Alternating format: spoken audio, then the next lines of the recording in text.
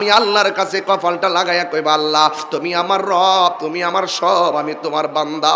জীবনে বড় গুনাহ করেছি, এমন গুনাহ করেছি আমার বউ জানে না, এমন গুনাহ করেছি আমার সন্তান জানে না, এমন গুনাহ করেছি আমার বন্ধু জানে না, বন্ধুর সঙ্গে এমন কোনো কথা নাই আমি শেয়ার না করি, কিন্তু এমন কিছু পার্সোনাল গুনাহ আছে আমার বন্ধুরে আমি বলি না শরমে, আমার ভাইরে আমি বলি না শরমে, আমার বোনরে আমি বলি না শরমে, আমার স্ত্রীকে বলি না শরমে, আমার সন্তানরে বলি না শরমে। আল্লাহ কয় বান্দারে তোর গুনার কথা কাউরে কস না, কিন্তু আমি আল্লাহ তোর জাররা জাররা পরিমাণ নেকির খবর জানি, আমি আল্লাহ তোর বদির খবর জানি।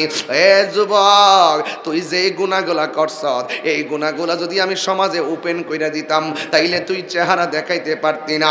এই জন্য আমার নবী, আপনার নবী রহমাতুল লিল আলামিন হাবিবে দু জাহান বলেছেন, হারানো টাকা ফেরত পাইলে বান্দা যেমন খুশি হয়, ঠিক এমন ভাবে বান্দা পাহাড় পরিমাণ গুনাহ করার পরে যদি চোখের পানি ফালাইয়া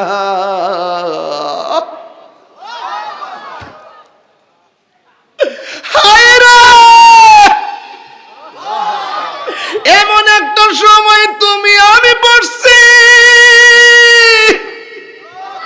কি দিয়া ওয়াজ বুঝাইতাম ভাষা নাই, কি দিয়া ওয়াজ বুঝাইতাম ভাষা নাই।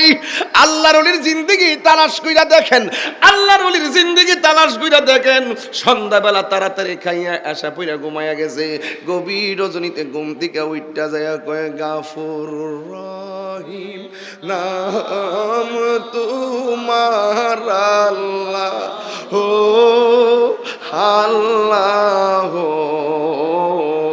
শৈলা ডুলাই ডুলাই কোন গাফুর রহিম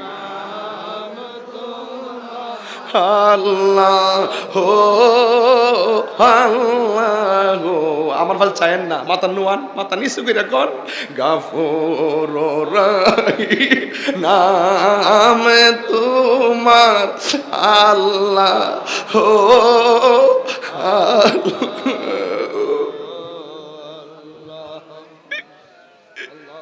বন্ধু নাই রে বান্ধব নাই রে, যেই জায়গায় কোন আল্লাহ বন্ধু নাই রে বান্ধব নাই রে, যে জায়গায় সেই জায়গারি বন্ধু নবী।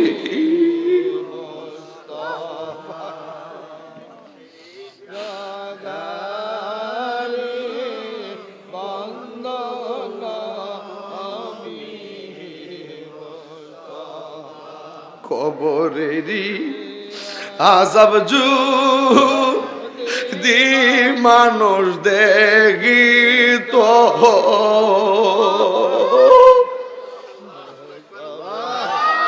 একটু বিনয় বিনয় নিজের গুনার কথা কর না আল্লাহর কাছে।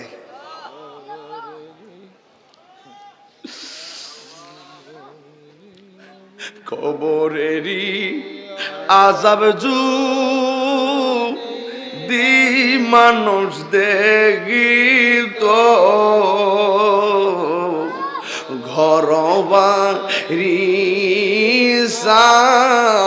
রিয়া পাগল হইত, আব্বায়া যার শুই সে মাবুদ কবরে,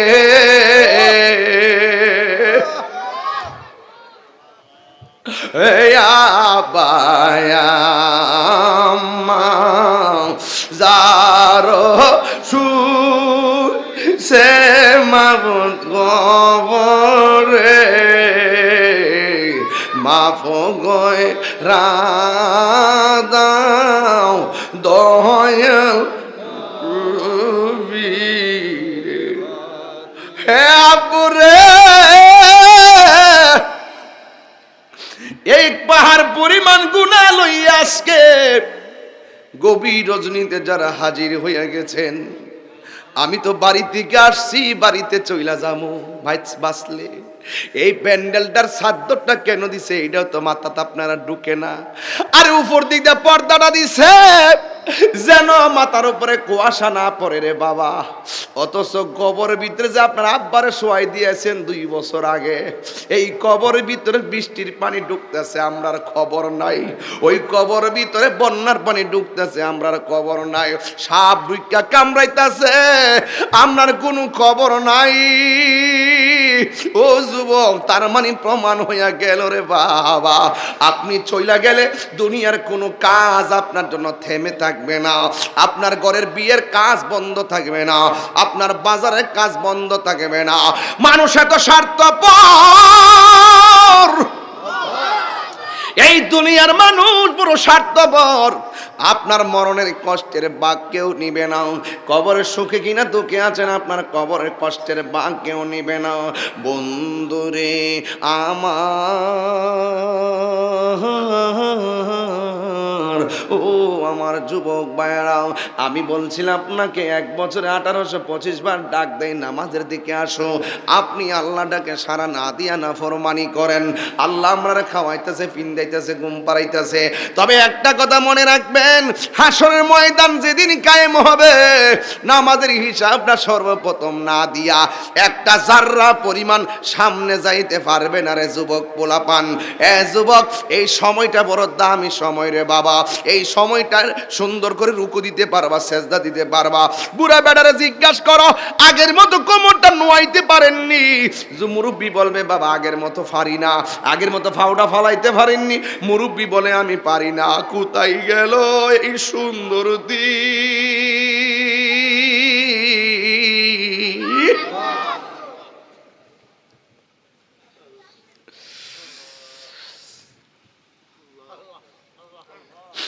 হাসরের ময়দানটা বড় কঠিন হবে। হাসরের ময়দানে 50,000 বছর মানুষ তামার জমিনে দাঁড়ায় থাকবো। আল্লাহু আকবার বলে কেন?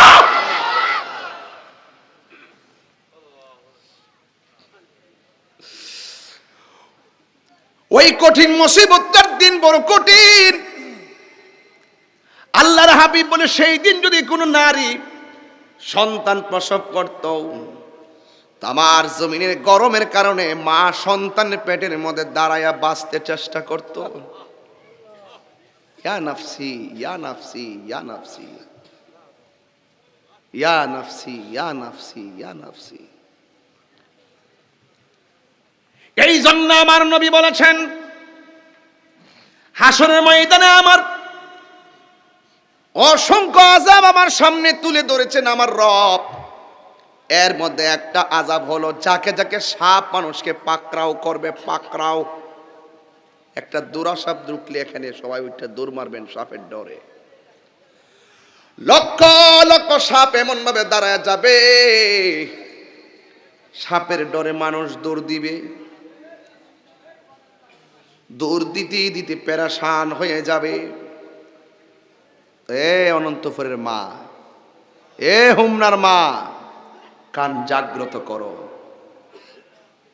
বহুত বহুত হইছে, এবার রসুলের প্রেম সাগরে লাভ দাও। যখন মানুষ দৌড়তে দৌড়তে পেরেশান হয়ে যাবে, সাপগুলা ফনা তুল্লা মানুষের সামনে, লক্ষ লক্ষ সাপ একটা মানুষের সামনে দাঁড়ায়া যাবে। সাপগুলো বলবে তোমার হাত দুইটা সামনে বাড়াও। মানুষ বলবে কেন বাড়াবো?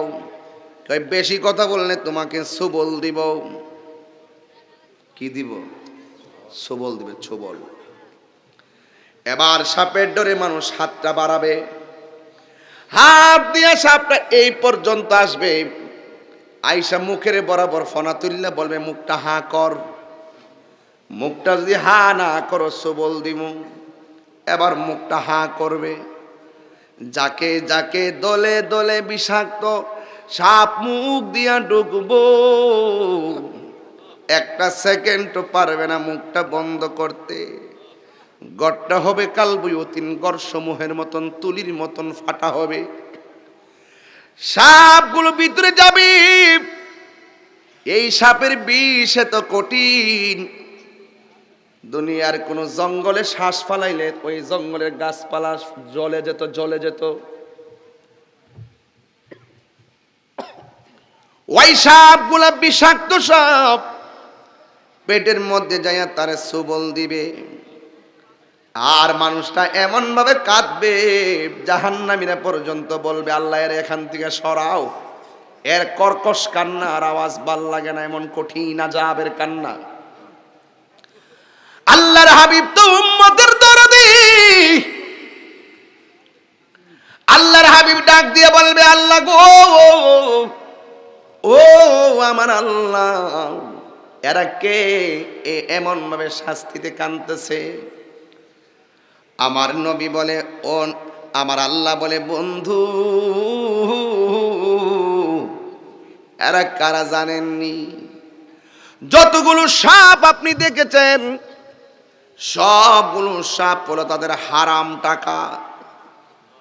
দুনিয়ার জমিনে যতটা হারাম টাকা খেয়েছে সবগুলো হারাম টাকারে আমি আল্লাহ বিষাক্ত সাপে পরিণত করেছি। হেলাই হেলাই কার্য নষ্ট রে।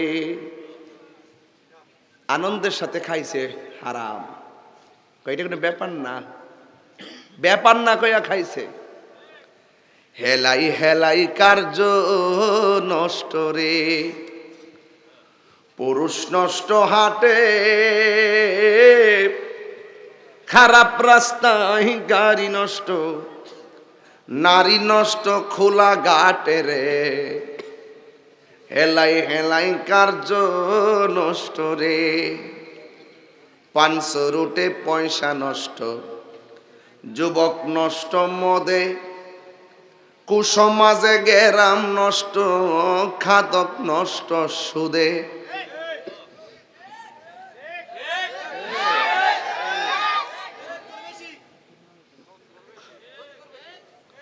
পাঁচশো রুটে পয়সা নষ্ট, যুবক নষ্ট মদে, কুসমাজে গেরাম নষ্ট, খাদক নষ্ট সুদে।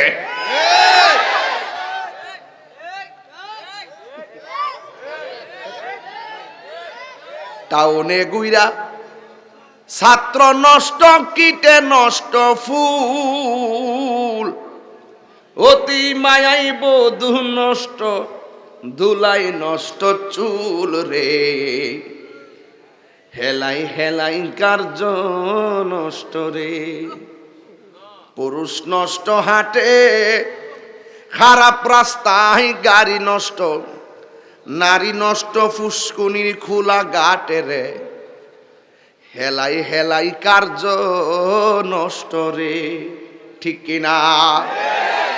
ও তুই ডুব দিলে রূপ দেখতে পাবি রে, রাউস না।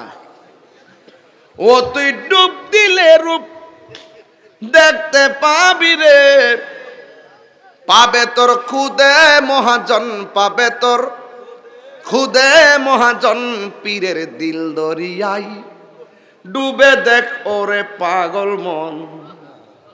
দিল যখন হবে খাঁটি বুঝতে পারবি উজান বাটি, কোথায় কি রতন। যে রাইত হইছে না, এই রাইতে এগুলাই চলে। এটা গভীর কথা বাজান। 3টা জিনিসের প্রতি যত্নশীল হতে হবে। নাম্বার 1, এই দিলটার প্রতি। দিল যদি ঠিক থাকে, মানে দিল যদি ঠিক না থাকে, দিল যদি মানে অন্তর যদি ঠিক না থাকে, আল্লাহ কি কার কি দোয়া করে দিব? আমি যতটা কথা বলবো সব উপদেশমূলক কথা। মানে দিল যদি অন্তর যদি ঠিক না থাকে, আচ্ছা আল্লাহ কি কারো চেহারা ফেলছা, সুরের ফেলছা, ড্রেসের দিকে তাকা? আল্লাহ তাকায় কোথায়? অন্তরের দিকে। কোন কারণে আজকে আইছেন আপনারা? তাহিরির দেখতে নাই শুন, নাকি জিকির করতে নাই শুন, না জিকিরের নামে তামসা করতে আইসুন, নাকি তা তাবার করে ফুটলার লাগে আইসুন? আমি না বুঝলো একজন তো বুঝে, তিনি কেনা বান্দা বাস্তার বেননি বাসন যাইব। আমরা দেশে কিছু মুনাফিক আছে না, এর মুখের কথার মধ্যে যে মজা, বাবারে বাবা, পুরো ললিপপ ফিল, ললিপপ, এর মুখ যে মজা, ও এমন মধুর মিষ্টি কথা। নামাজ পড়ে, আবার আবার প্রথম কাতারে পড়ে। হে ওই আবার এরই ক্ষেতের লাইলো যায়, আরেকবারের ক্ষেতের লাইল কাইটটা 14 বিহা করে, আরেকবারে ক্ষেতের লাইল 14 বিহা কইরা হে ওই মসজিদে আইয়া কয়, এই যে মুসল্লি কাতার সোজা করুন।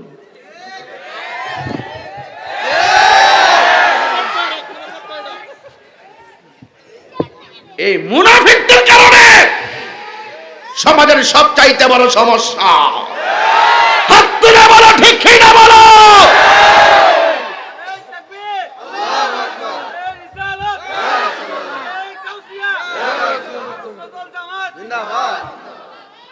কষ্ট হইছে আপনারা? আরে মুনাফিক তাই মুনাফিক কম, ওই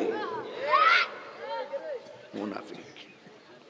হে আরেকবারের খেত ছাতির দাসা দিয়া লাইন করে দিয়েছে তা পানি আইবার লাগিয়া।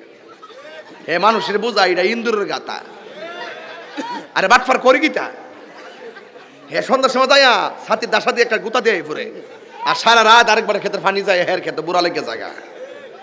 আবার ওখান তো যেবার ক্ষেতে পানি গেছে, কোনো দিক দিয়ে আর গাতা খুঁজা পানা পাইব কেমনে। হে ছাতির দাসা দিয়ে আসি,